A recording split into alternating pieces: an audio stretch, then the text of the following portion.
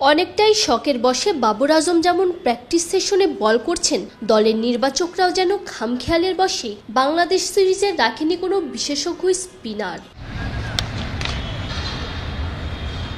বাংলাদেশের বিপক্ষে গুরুত্বপূর্ণ ম্যাচ, অথচ রাওয়ালপিন্ডি টেস্টের দলে পার্ট টাইমার সালমান আলী আগা ছাড়া নাই কোনো বিশেষজ্ঞ স্পিনার। দেশটার ক্রিকেট ইতিহাসে 28 বছরে এই নিয়ে দ্বিতীয়বার এমন সিদ্ধান্ত কিছুতেই মানতে পারছেন না সাবেক পেসার তানভীর আহমেদ।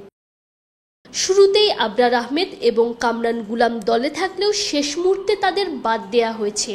মূলত প্রথম টেস্টে টাইগারদের বিপক্ষে পেসারদের দিয়েই ম্যাচ খেলাতে চায় টিম ম্যানেজমেন্ট, তাই মিলছে এমন সমালোচনা। কদিন আগে মহসিন নাকবির পরামর্শক হিসাবে পিসিবিতে কাজ শুরু করেছেন কিংবদন্তি পেসার ওয়াকার ইউনিস, তাই তানভীর আহমেদ দোষ চাপিয়েছেন ওয়াকার আর নির্বাচকদের ঘাড়েই।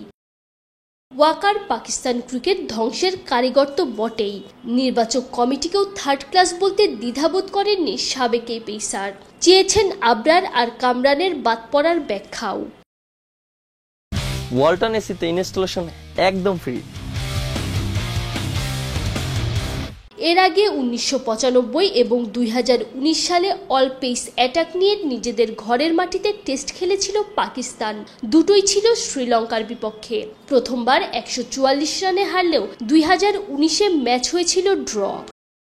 পেস ডিপার্টমেন্টে বাংলাদেশের বিপক্ষে প্রথম টেস্টের জন্য দলে আছেন শাহিন শাহ আফ্রিদি, নাসিম শাহ, মীর হামজা, মোহাম্মদ আলী এবং খুররাম শেহজাদ। ইনজুরিতে ভোগা আমের জামাল পুরোপুরি ফিট না থাকায় শেষ মুহূর্তে সিরিজ থেকেই বাদ পড়েছেন। তানজিম ঐশী অলরাউন্ডার।